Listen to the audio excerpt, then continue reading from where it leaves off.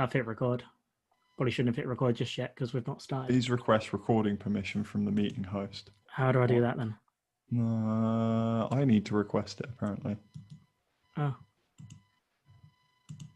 Give I've me already started recording. I'm going to have to work out how to delete this bit now. That's a couple of minutes. It'll be fine. I'll just be like, skip to 1 minute 47. Participants. Come on, Dan.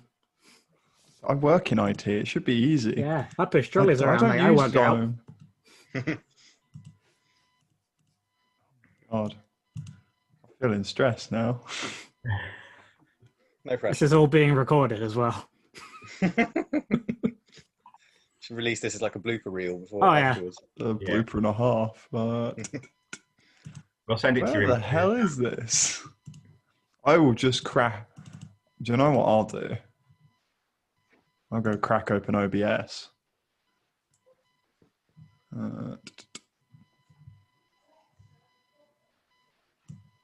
Did I just hear Alexa? Yeah, that's my mother in the other room. Oh. I don't think we should be able to hear her for the majority of it. There we go. I'm recording on OBS, so that's sorted. All right, cool. Right, shall we start then? Cool. Video action. Right. Right. Hello, everyone. I'm Colin. I'm from Colin's Punk Rock World, and this is, I guess, a video chat podcast thing with some of the gang, just to talk about punk rock and any other tangent we probably end up going on. Right. Today we've got Richard, Omar, and Dan. If they want to say hi and introduce themselves. Hi everyone. I'm Rich Mayer. Live up in Scarborough, so a lot of sort of northern gruff punk stuff. Sort of my go-to. So yeah, really looking forward to having a catch up with the guys. It's been a long time. Oh, someone go. Oh, fuck it, I'll go. Hi guys, I'm Omar Ramligan. I'm based in Bristol, and my kind of wheelhouse is like at the moment it's lots of like Revolution summer bands like Dag Nasty, Embrace, Right to Spring, stuff like that. Playing a couple of bands, Racehorse, and another one who don't have a name yet, but I've been in it for a few months. That's a bit annoying. Yeah, just really looking forward to just talking about what our lockdown listening habits and all that have been like. And I'm Dan. I am based in the Reading punk scene. I front a band called Tape It Shut on the side, and I'm 1/3 of 25 for Life promotions. I generally gravitate towards lightning fast political punk rock and skate punk. Right, cool. Right. So in future episodes, we might be asked for again. There might be different members of the Colin's Punk Rock World team. Or there might just be other pals I have through punk music getting involved as well. So, like, Omar touched on it as this was his idea, because my idea was just winging it and seeing what happened, which would have been a disaster. But today's topic, we're going to talk about our listening habits during lockdown and what we've been listening to and that kind of thing. So we'll start with Omar, as it was his idea. What have you been listening to during lockdown? Yeah, sold myself in there, didn't I? Well, it's interesting because it's such a kind of particularly charged time in our lives, you know, where it just kind of music's become quite a big sort of retreat for me, because it seems like one of the stable things, you know, that can't sort of be shifting all the time like almost everything else is. And I've actually got, I mean, I do feel a bit bad sometimes, because sometimes I really don't feel like I know enough about modern punk bands that are still doing amazing things, because it's the kind of stuff I listen to is almost like comfort food. So what I've been doing is going backwards into bands like, I mean, it's funny, I actually came to a couple of bands I've listened to through Reddit, but through the weirdest connection. I put up a picture of a board that I'd made out of an old breadboard or something on like this guitar pedals forum. And this guy commented on it saying, like, yeah, this is really cool, you know, stuff like that. Does your band got any music? And I said, not yet, but we're working on it. And then he messaged me later just saying, look through your posts, looks like you're into the same kind of music, you know, that's really cool. And we've been chatting, and he's actually in 3 really good bands. He's in one called We Are Adam West, another called Carvings, and another called De Trois. They're all a little bit different. The De Trois stuff is more like the National. Yeah,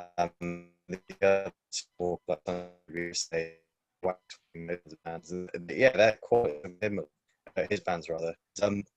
also quite a lot of I think it's best described by Blake Schwarzenbach from Jawbreaker as like this tiny little micro genre that's sort of between after Minor Threat and then preceding Fugazi. All these bands like Beefeater, Dag Nasty, Rites of Spring, that's sort of like this, basically taking like the really hard, fast, like bashing you over the head with a shovel kind of stuff, and then kind of exploding it a little bit, putting in some kind of weird open string, chordy, folky stuff that's still really loud and propulsive, but with a lot of kind of muscle, a melody behind the muscle. So, I love that. Like that's just, I could listen to that for days, and I have been listening to it for days and days and days. So it's been a lot of that, and and lots of, well, like you were saying, Dan, lots of political stuff as well. I mean, Andy's always been on repeat because there's not many other political punk bands I can think of that are better, on par, but not better in terms of musicianship and lyricism and stuff like that. I think they're just one of a kind, really. I never ever managed to get into Propaganda. I try so hard. Everyone loves them. I was about to say, when people mention Propaganda, it's always they're mentioning a specific Propaganda album, usually, or era. So which one is your sort of go-to Propaganda album? Well, it's funny you mention that. You bang on, because I've noticed that. Like, there's people who sort of really cleave to like the early How to Clean Everything, up to Less Talk More Rock, and then after that, like, well, everything else is rubbish after that. And then there's like the later period guys who like the more kind of metalcore stuff, and I like it all. I think it's all great. But I think the one that I got first, and probably, actually, it's really hard to say. I actually think, for me, maybe their best one's probably the most recent, Victory Lap. I think that's just perfect, because it does actually somehow manages to touch on all of the stuff they've done previously while not just being a rehash. And I think they're kind of one of those bands that gets better with every album in a way. I think I'm in sort of the same boat as Colin. I've never found sort of the hook with Propaganda. It made me go, yeah, I can really get behind this. I can really understand it. And Victory Lap, I know everyone loved it when it came out, and it just sounded very, very samey to me. It was good, but it was just very samey. There wasn't anything that really sort of stood out. So yeah, I'm glad I'm not the only one, Colin. You've sort of made me feel a little bit better in myself with that one. I just don't forgive them for the Scar Sax song. I love that song. No.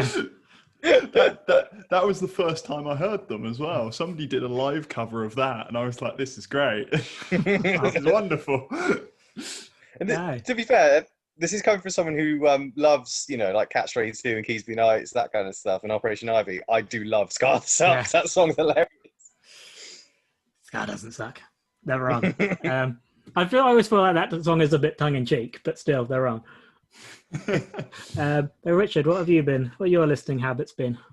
Yeah, I think it's funny. I think Omar's probably sort of struck a nerve with me with what he was saying there about sort of going backwards and listening to things from sort of yesteryear. And I think for me, I probably missed more than anything sort of the whole lockdown experience has been missing the commute. That was when I'd do sort of, if I was writing stuff for the blog, it would be, right, let's get it on in the car on the way to work. And I'd have myself sort of half an hour being able to listen to something sort of without any other distractions really. And I think since not having that commute, my music's just become quite stale. It's sort of been very difficult to get into new things because I'm just sat sort of working from home, and it's just, let's just put something on in the background that I can kind of listen to quite passively. So Omar's exactly right. Going back and listening to stuff that was, really popular when I was like 19, 20, stuff that I loved when I was a kid. Just because it's easy, it's comfortable. It's like you say, comfort food for the soul. So I've found myself doing that quite a bit. And I think sort of Omar, sort of the stuff that you were saying there about sort of bands like Dag Nasty and whatnot, and sort of going back to some of those hardcore things. For me, the two that really stand out, and I cannot understand why they were never as popular as what they are, but it was Faded Grey from Las Vegas and Stay Gold from Seattle. Two just incredibly melodic, fast, hardcore bands. Just from that era where Bane was starting to get going, you had sort of American Nightmare coming out. Those two bands, they put out an album and a couple of EPs each. That was it. Their output was so small. but no bad songs on any of the releases. Just incredible. And I think I found myself at the start of lockdown just sort of going back and thinking, you know, sort of where's the political, where's the social commentary stuff that I like? You know, with everything that's going on, what's the stuff that's going to sort of get me fired up and get me through this? And I found myself sort of revisiting them sort of time and time again. Just incredible stuff. I think the other thing, sort of, again, sort of political, yeah, absolutely right. I think look at what was happening over summer with sort of Black Lives Matter, and you think about Spanish Love Songs, not a political band at all. I think they do a lot of social commentary, but I don't think they're necessarily political. And Losers 2 in particular, that song is just like an absolute sledgehammer. You listen to sort of the lyrics about people patrolling neighbourhoods that they're not part of.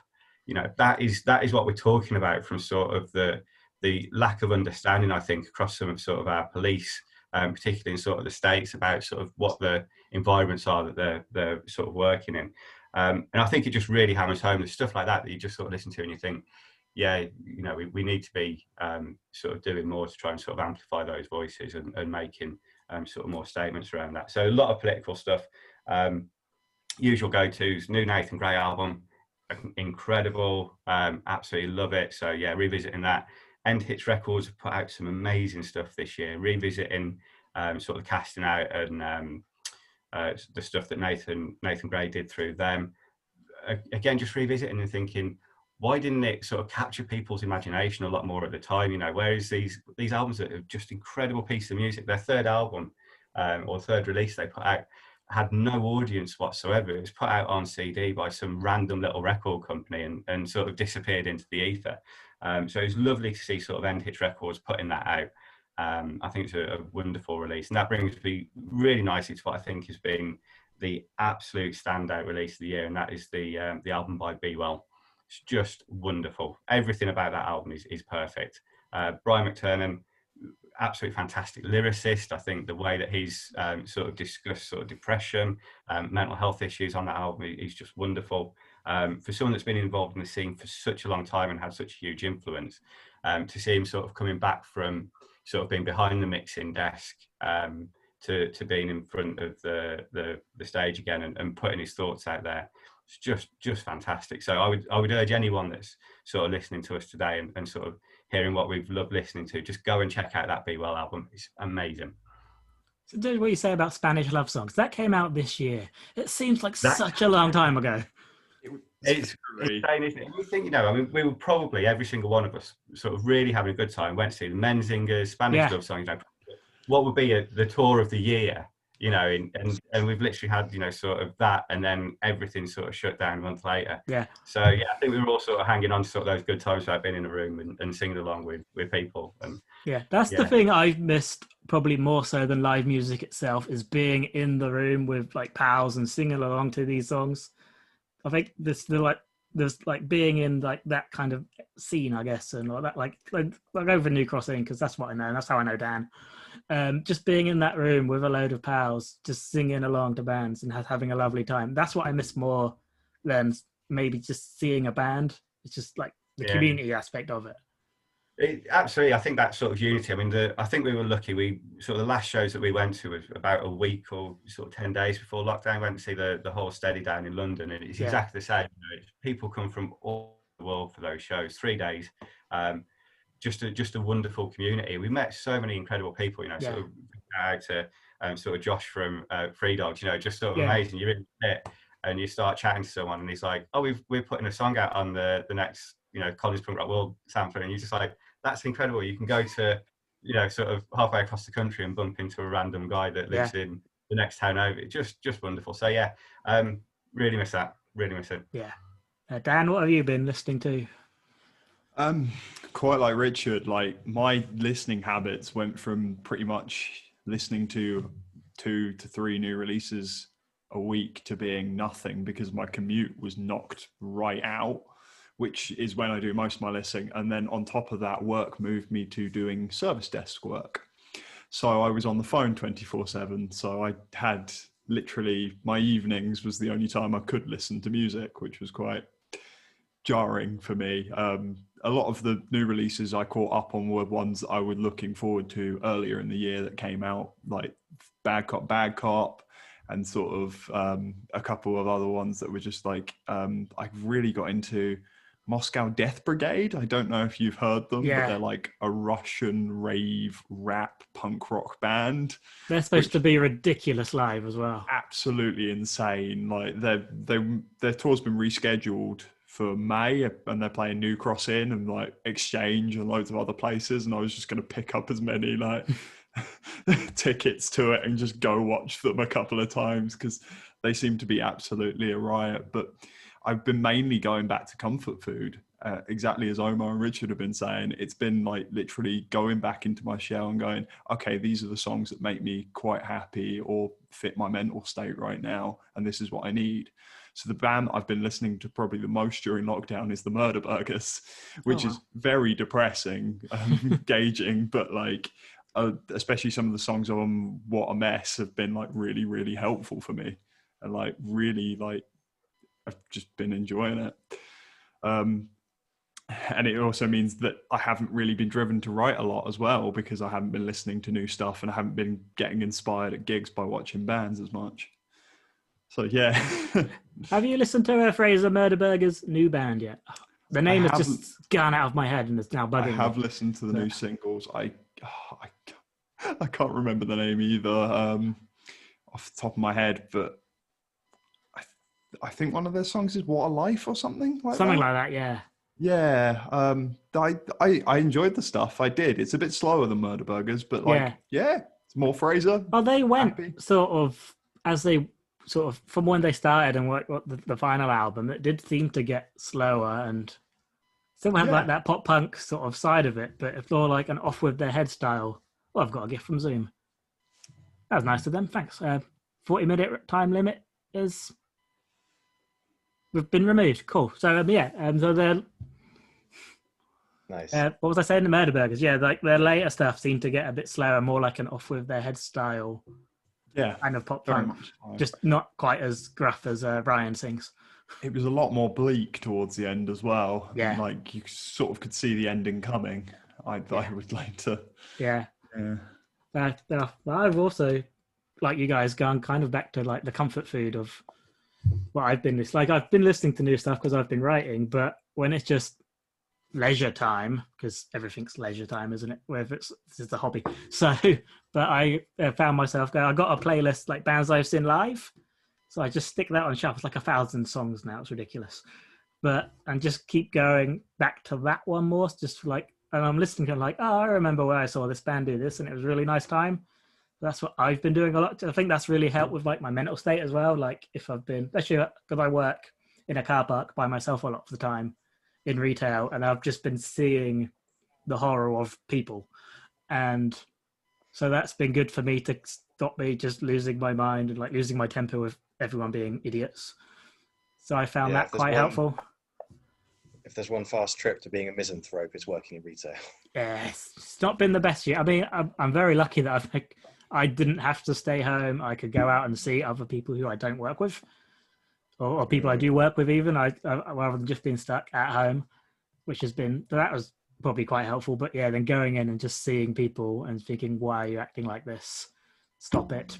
Why I saw someone fist bump someone the other day and it just horrified me. Like, why are you doing this? You're an idiot. But I also need my job. I'm not allowed to say things like that out loud too often. But what I found watching telly as well, you start sort of like old things that you see on telly, and you see people sort of getting close to each other, and you're like, no, distancing, and it's like, oh no, this is filmed before then. It's like, you know, how they're having that sort of subconscious effect on, you know, sort of our behaviours and interactions with people, and you know, it's just making such a strange environment. I think it's been very weird when we all go back to, you know, sort of going to clubs and going to shows and seeing sort of how people interact in that kind of space moving forward. It's going to be horrifying. It just makes me cringe a little bit myself, because I mean, I think the last show I went to before the world went mad was Imperial Leisure's last ever gig. Oh wow! At the Exchange, it was amazing. I was literally dripping in other people's sweat by the time it finished, and I couldn't tell you how many people I ran into or got, you know, slobbered over a bye and stuff like that. And just thinking about that now, it's like that would have just been a tinderbox of complete COVID's everywhere. So it would have just painted the fucking ceiling with it. So yeah. I'd imagine with Imperial Leisure, you also probably got covered in champagne and and everything. Yeah. yeah. Yeah.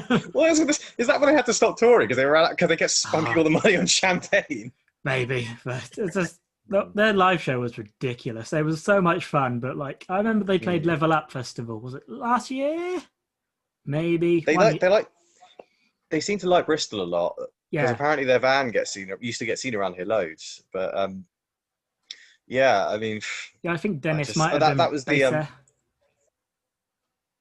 I've been what? Sorry. I think Dennis might have been based there for a little while, like their singer. Oh, what the? But yeah, well, it sounds about right. But what was I going to say? Oh, I've just completely eluded me. Oh no, sorry. that was it. Yeah, I hadn't heard a single song of theirs before going to the show. It didn't matter because it was my friends who wanted to go because they'd seen them a long time ago and they were amazing. So I figured, well, why not get this? I'm never going to get to see them again, so I might as well get some tickets. And yeah, it was actually incredible. Yeah, such a good live band. So all right, we've exhausted our one topic. Then we've done for today, so we'll have to wing it a bit now. I'd say like the one thing we haven't talked about is the last show that we've been to, Colin, both you and I. Which were you at Barstool Preachers? I wasn't at Barstool Preachers. You were at the MPF one, weren't you? Yes, I was at the drone show. Yeah. Yeah. Written about on Colin's Punk Rock World. Yeah. Search it. Yeah, that was like so. I'm saying I've still been to MPF this year because we went to that show. Yeah. It was a good warm-up show for MPF. Yeah, it's a shame it didn't. It's warm up for 2 years in advance now. But Indeed. that was really good. Was it Drones? Just Say Nay. Follow Your Dreams. Follow Your Dreams. KEMF. KEMF and Chloe Glover, I think the name is. Yes. Yeah. Because there's Chloe Glover and Chloe Hawes, and I always get confused at which one's which. Yeah. Because they're both sort of Manchester based, and it was like a really nice gig in like a massive brewery, and like it just looked amazing. Like if you see any of the photos of it online, it's just like having all of the brewery equipment behind people as they're playing, especially when you've got bands like Follow Your Dreams or Drones or Just Say Nay, and it just looks incredible having like a full setup band in like a big brewery. The sound was questionable because it was in a brewery, but it was really good. It was a bit echoey from what I remember. I think if it had been a full room as well, though, it probably would have made a bit of a difference. Oh yeah, defo. Like, you went at the Barstool Preacher show. Wait, that was my last show. And that was like an all ages one where they'd encouraged like under 10s to come along to like get their first experience of live music. And I was thinking about this the other day and I was thinking, this is their first gig, and then who knows when they're going to be going to another one again. Like it was like a really, really nice sort of wholesome thing.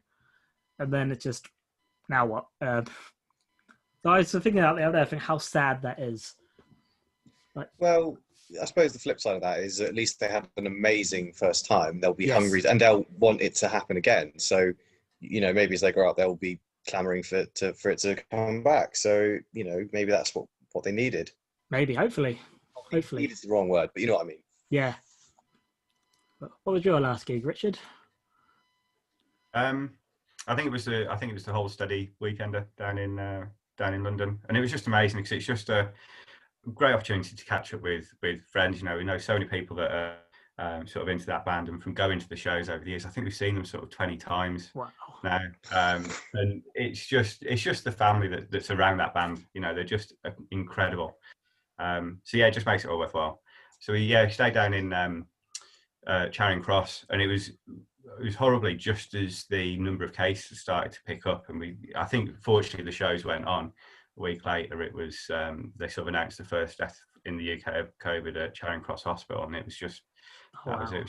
From there. So yeah, it's I think it's sort of bittersweet, because you've got all those happy memories of sort of going to the shows and catching up with people and seeing people, but that like literally a week later the world just sort of stopped, and then we're all sort of worrying about jobs and what was going on, and you're sort of in that uncertainty after that. So yeah, it's still incredible though. I mean, the third night at Bush Hall, they had I should actually mention sort of we got there late because it was International Women's Day, so we're doing stuff for International Women's Day up in Scarborough.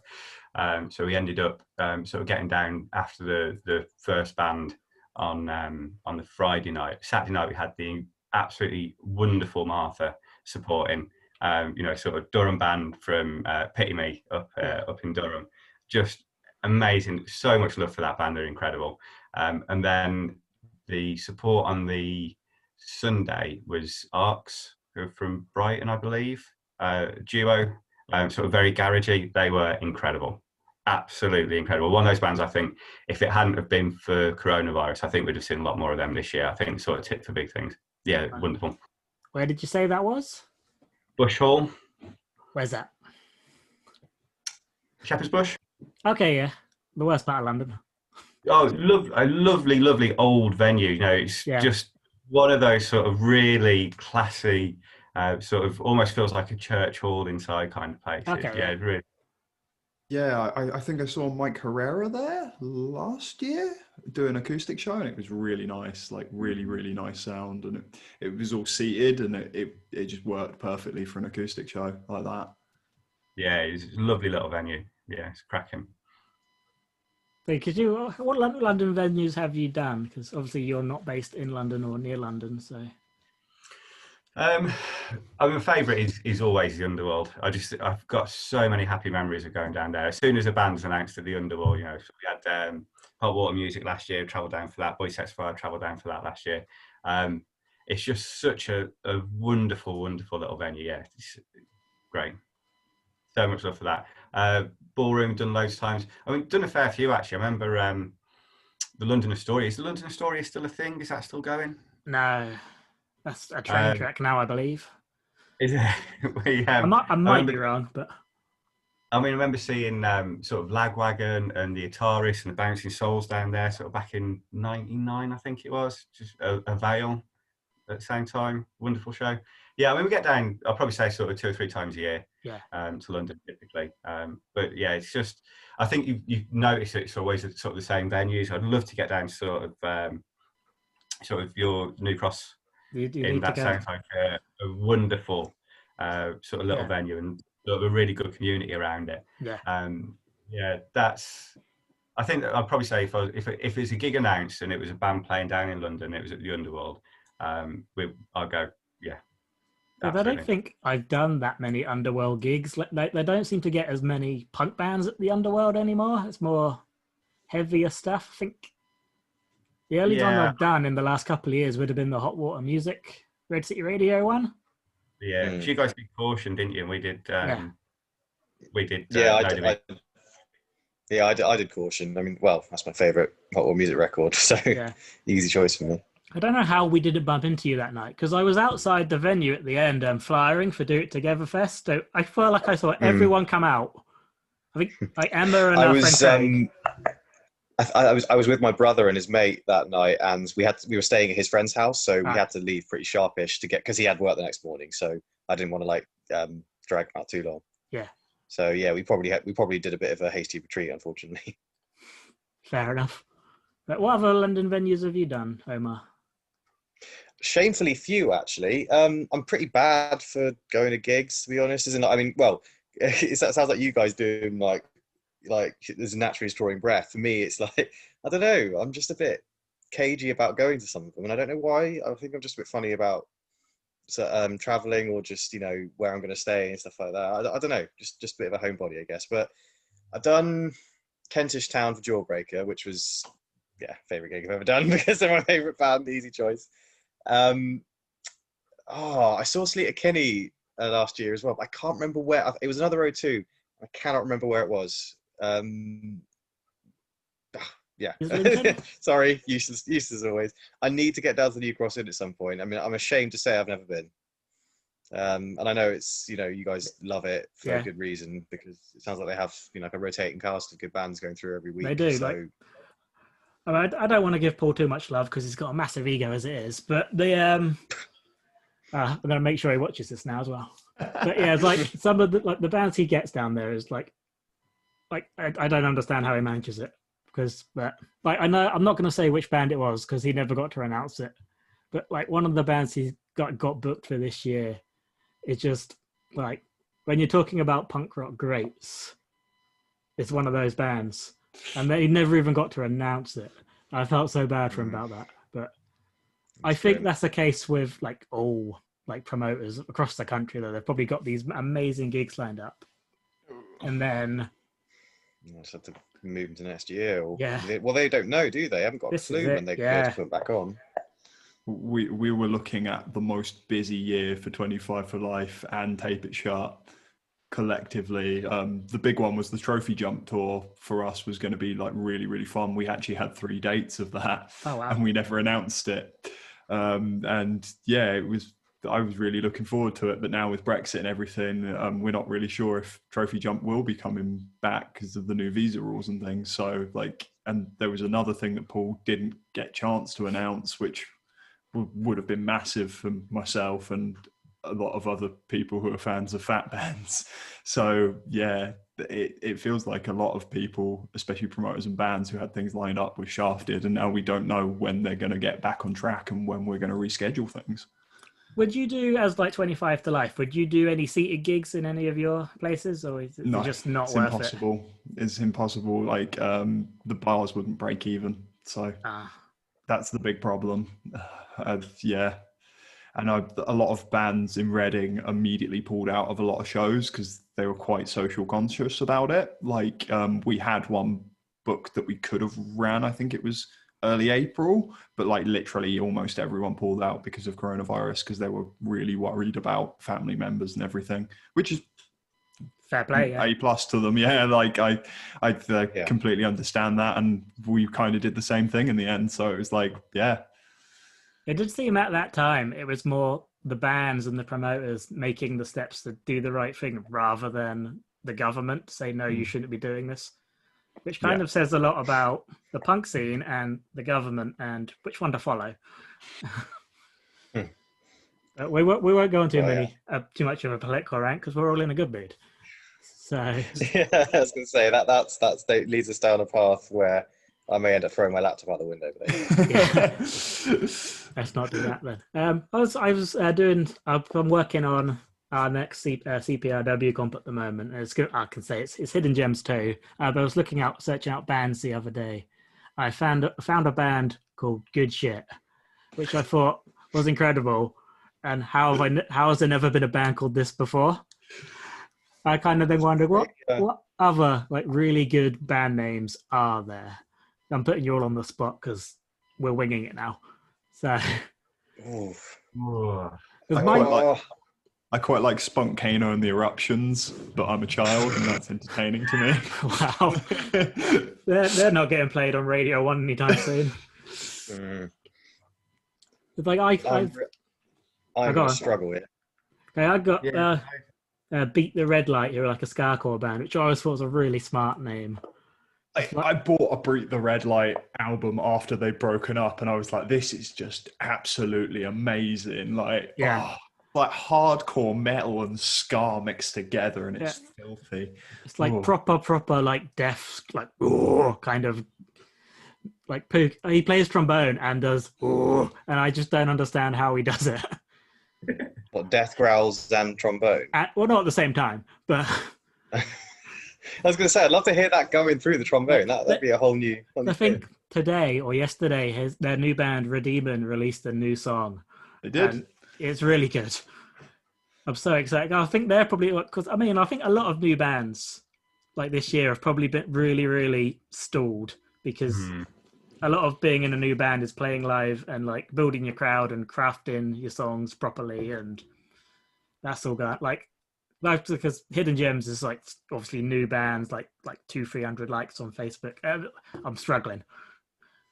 Like I've gone to like just in Bandcamp where you like go on Discover and you type in countries. I've been typing in the most random countries, just trying to find different sounding bands that are, like I like, but we're getting there. But anyway, good band names. Well, I think it's kind of cheating because I don't know if it's like as funny as anyone's you're going to suggest, but. And I'm sort of doing it just as a plug for them because they're so good. But I really like, I don't know if you guys heard of that supergroup that got formed by members of Government Issue, Bad Religion, and Jawbox. And I can't remember. Well, there's another band in the mix, Yeah. but not as well known to me as those three. They're called Foxhole Stacks, and they put out a record this year called The Coming Collapse, which is all the more apropos than ever now, and it's amazing. I don't know why I really like that band name. It's something about it that's quite oblique, but at the same time, it kind of sticks in your heads.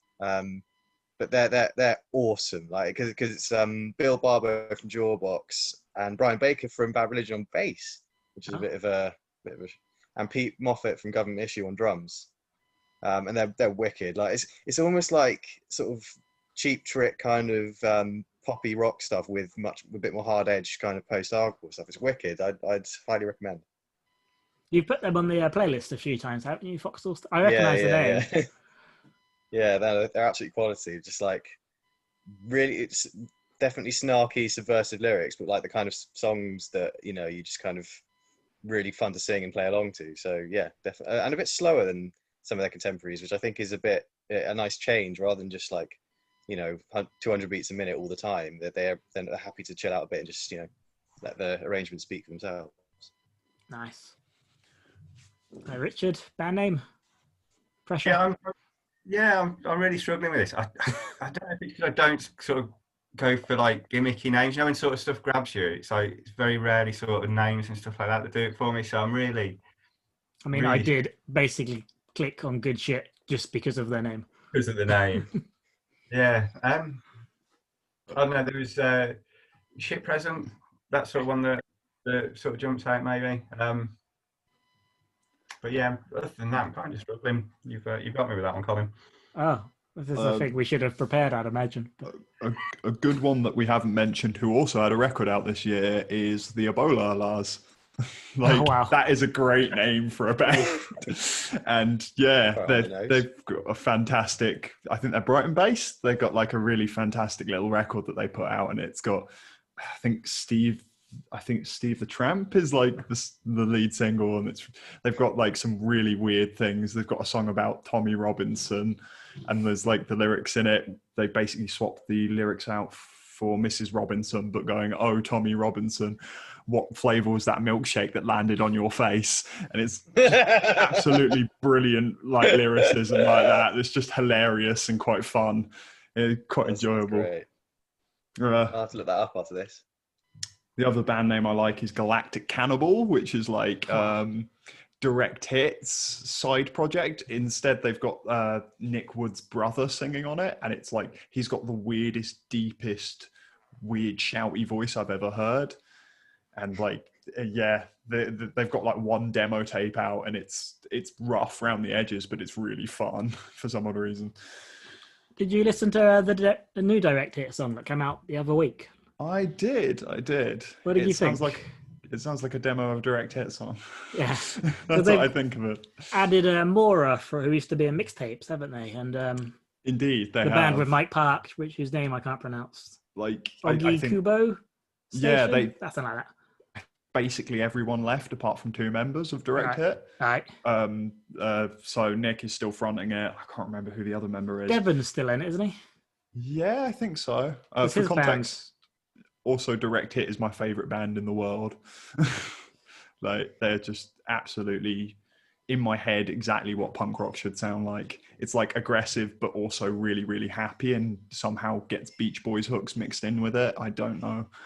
What's your favourite song of theirs? And why is it Snickers or Reese's? Oh, that is a good one, but it's actually Do the Sick, which is the last song off Wasted Mind. Okay. I hated it to begin with, but the entire... Because it's like literally they had Villainous Alcoholic beforehand, which is like the perfect song you could end an album on. And then they have this song that's just pure aggression with Beach Boys hooks. So he's like screaming through the whole thing while they've got woo harmonies in the back. And it's like, what is this? But like the entire song is about like drugs have basically ruined all of their lives, but they're still doing drugs because drugs are the best. It's amazing. I really love it. Strategy. Should feel like I should do some sort of disclaimer and that drugs aren't the best. Don't do them. No. The entirety of that Direct Hit Wasted Mind is a concept record on doing drugs, and it goes from being drugs are really good to drugs are ruining our life by the end of it. It's probably one of the most balanced perspectives on it, I think. Oh wow, they do that a lot. What was it? The album, the first album, maybe. What's it called? The Dome one where they go Splitter? on. No, the one after that. Those Splitters like a collection of EPs, isn't it? Yeah, it's the collection of EPs. You're the one thinking afterwards. Brainless God. Yeah, that's like very Satanist, isn't it? A lot of ways? So all. I'm just going to binge talk about Direct here. This is perfect podcast time.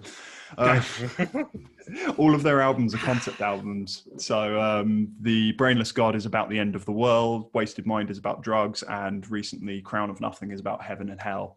And it looks like the next one might be something to do with sci-fi. I haven't really figured it out yet, but we've had a couple of demos. It's aliens and sci-fi, I'm thinking, because their entire premise is stuff that would be comic books. So they've like built their sound around sounding like something you would hear behind a comic book. So that's why it sounds sort of pop punk and upbeat, but also really, really aggressive sometimes. So they're releasing a comic book with that album coming out. They did. If you stall for time. Yeah, because I'm great at that. It's almost as if Dan's gone, I'll get Direct here, a big segue into this, and I'll magically produce said comic at the right time. Isn't it, Dan? Yes. Yes, but I'm like piling through a drawer that I know it's in. It's not that old, is it? Come on. It came out like, I think last year or the year before that. It topped my records of the year list. I know which drawer it's in now, but I've opened the wrong drawer and it's hard to shut the two drawers now. Somebody please stall for time while I sort my drawers out. What would be your, if someone was just finding out about Direct Hit for the first time, then what would you tell them to listen to, Dan? I would go with that, because I'm just hearing about them for the first time. So where should I start? Dome Splitter. It's the collection of EPs that Colin talked about. There's a song, the first two songs, Snickers and Reese's and Satan Says, just a madness. They're absolutely lovely. That's got Failed Invasion on as well, which is one of my favourite Direct Hit songs. Direct Hit comic books that came out with the last record. That's really cool. I'm a huge fan of these, and they kind of go with the story of the record. And yeah, there's like a soundtrack and a QR code that come with these as well. And yeah, it's just nice. I really like them as a band. I do like when bands with their like releases do stuff like that as well with it. So it's not just a CD or a record. It's something you can hold. Like Less Than Jake on Hello Rock For You. So 20 years ago, not 22 years old. Like that. Like the CD sleeve and other record sleeve, that's just a comic book with the lyrics in, and it always like follows the story, which I always think. I mean, I don't think I really got it at the time, but I picked up the actual record version, so it was like a full size comic book, and it's just such a cool extra thing to have with. Like it makes that's why I like to buy physical stuff still rather than just digital. Yeah, I agree with that. I always think so when you think about sort of like collecting records, it's always about having like that insert with it, and you know all those other things that you kind of get that you don't really get with sort of the digital world these days. So yeah, I'm a huge fan of getting the records. But what you're saying about sort of that comic strip kind of effect with Hello Rock View, I think my favourite for that is always Save Today's Through Being Cool. The way that is put together, I don't know if you've seen it, sort of all of them turn up at a party and they're all doing different things. It's just a fantastic sort of use of the space to tell a story, but everything's sort of told on the front cover as well. It's really it's just a fantastic piece of sort of artistry, I suppose. What's on that album? I'm trying to think. Is that You Vandal? Rock's Juice Tonic. That's not the album I'm thinking of then. I don't think. So they got Stay What You Are, the follow-up album. So it's a second album, really. And they were still sort of quite emo-y, hardcore-y at the time. Yeah. But they've changed their sound quite a lot, haven't they, over the course of Saves Today? Hell of a lot. Yeah, hell of a lot over the years. Hell of a lot.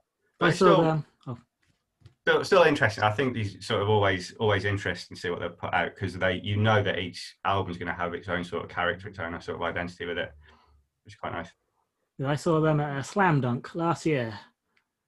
And I've Yeah. never seen them before, so I thought I'd pop along. And I was slightly disappointed by them, which was a shame because I was really looking forward to it. I don't know if it was a Slam Dunk crowd, and maybe because they're an older band now, they weren't really sure about them. But I was like, I skipped Mill and Colin for this, and no one seems to care.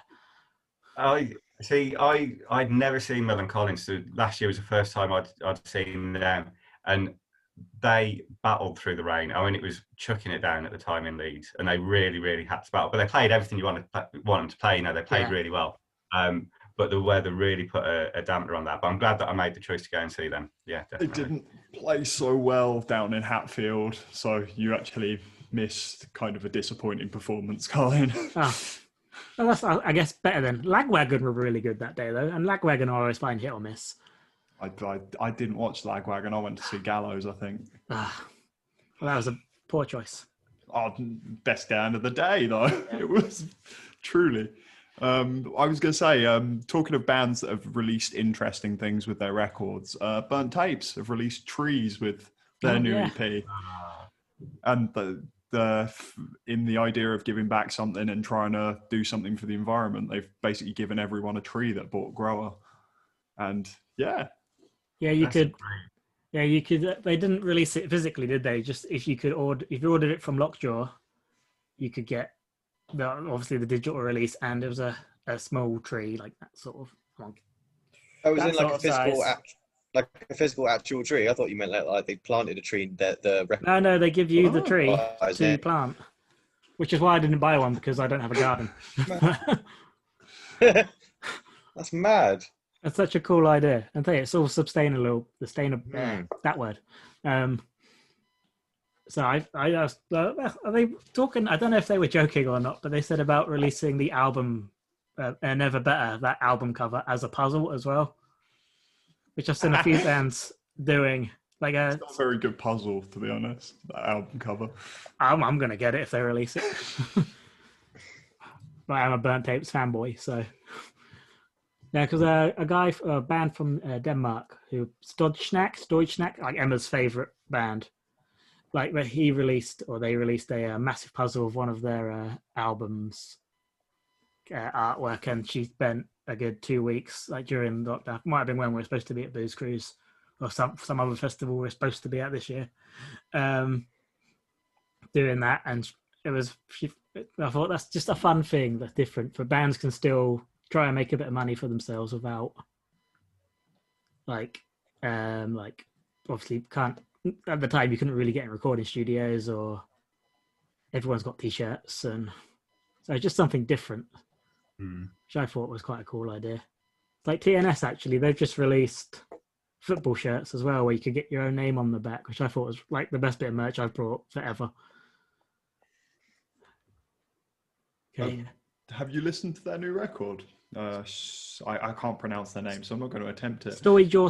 Yeah. Emma's been playing it. We got it early, and it's Emma's favourite. She's been playing it quite a lot.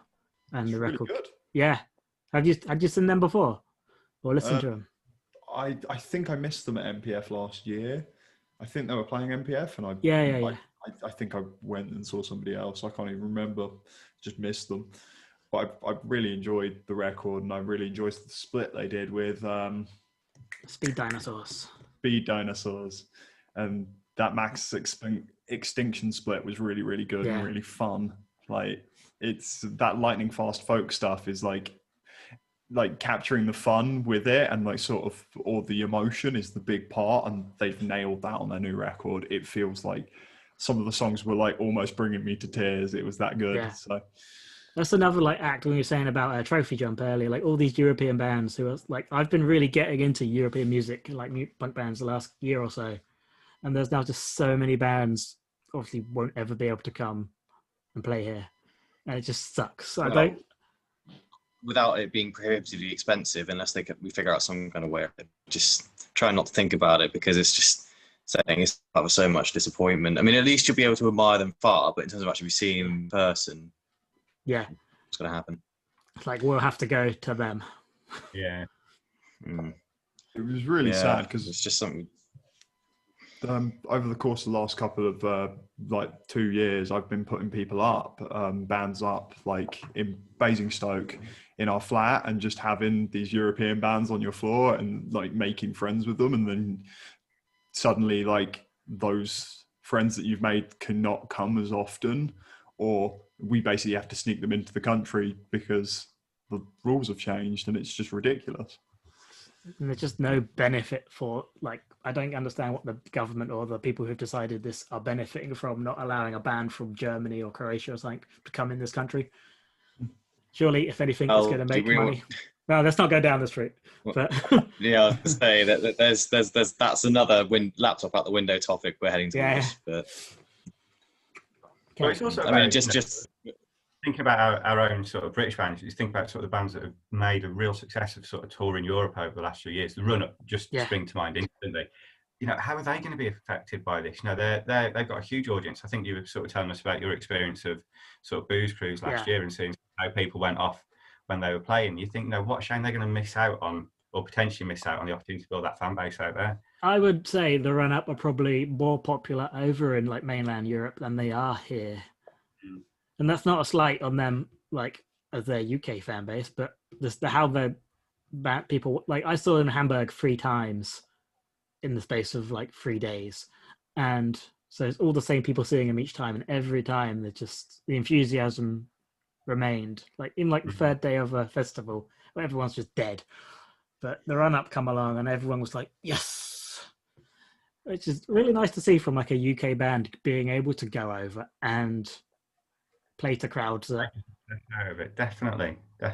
But yeah, you know, we're equally going to be affected. I think you know, there's a loss both ways with sort of what's happening with Brexit there. Bloody Brexit. The other big one recently for me was Fabled Mind. Like they made my like top 10 list yesterday with like their last year with my yesterday with their like first release, and like I made friends with them, and they were just absolutely lovely people. Like, and I'm going to upset you, Colin. We were all downstairs at Do It Together Fest, not understanding what, like, all having drinks and going, what, how long have they been playing? I feel like we're in like some sort of time warp, and like, just play forever. Dan, you're there'll be no besmirching Lightyear. Now they did play for a long time though. I think that's partly just because that was a really long day. Yeah, it was. It was a good day though. Yeah. I'm glad we did that and actually got to sort of go to a festival this year. Yeah. Right.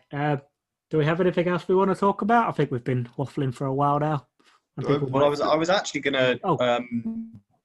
Sorry, yeah, just jumping in around it. Dan, I was actually interested to find out what your experience of like practicing and stuff like that's been over the past few months. Have you been able to like, you know, do at least some stuff with your band? Or so what's it been like? I've been in 2 bands at the time. There's one that kind of was a brand new band that combusted during lockdown and was concepted just before lockdown. We practiced with them. We've been that was quite weird because sometimes like we'd get to the practice rooms and they'd be like, oh, the rules have changed and you guys can only have people from certain households now, so you can't actually practice here. And we had to leave, and they did refund us, but it was really interesting. My main band, 2 of them live up in Manchester, so it's just not possible. And we thought about driving up 2 weeks ago, and we didn't, and we really regret it now because it's just been impossible. So like I've written most of an album, but we've not got in a practice room. We've not done anything. I've been shooting them stuff, but we just can't do it. Which is not the same, is it? I mean, it's all well and good, you know, putting chord progressions and lyrics together by yourself, but without chucking it into other people and seeing what they add to it, it's just so hollow sometimes. Yeah. I'm sorry. I wonder, sort of, has coronavirus all sort of changed sort of how you write, or your sort of the content of what you're writing at the moment? Are we going to be sort of in 6 months' time sort of all listening to albums that have been conceived in lockdown. They're all going to have sort of those same themes of sort of isolation and separation, all those things sort of attached to them, or have you tried to keep it as you would do in sort of normal circumstances? Hope Good not. question. I really hope not all releases are the same when like next year and everybody's like, oh, we're going to write loads of songs about being away from our partners or loads of songs about being stuck inside. Like, I really hope people have used it as like just a catalyst with more time and just like worked on the stuff that they had stored up. Because for me, it's just been like, I've had loads of stuff on the back burner and it just was lots of stuff that I could bring to the front and go, okay, now I can actually finish these songs that I've been working on for a year, which was nice for me. But I haven't touched anything to do with lockdown because I'm so scared of next year, everyone putting out a lockdown album. Oh God, the amount of fucking songs that are going to come out, like called like Lockdown Blues or some nonsense like that, is going to drive me up the wall. And I guarantee you, like 95% of them are going to be dross. But well, that's the big world for you. And it's been quite shit for Racehorse, to be honest, because like, I mean, we had an idea. We're up and down was, you know, forced upon us. Like we were practicing all the time. We had like close to 30 songs basically just ready to go. And we were like, well, let's do a record this year because, you know, we did an EP last year and we're like, we're absolutely ready, like primed hot. And then no practice for like 6 months.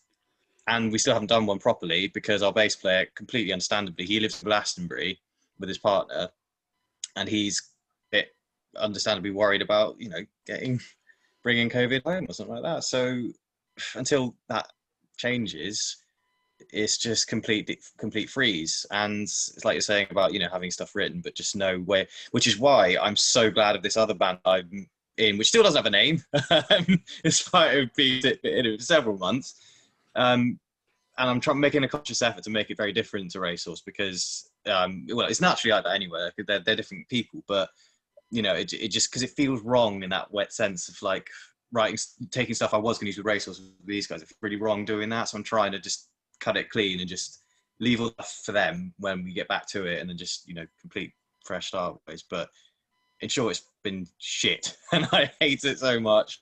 And I feel you. I just do. really want to get back.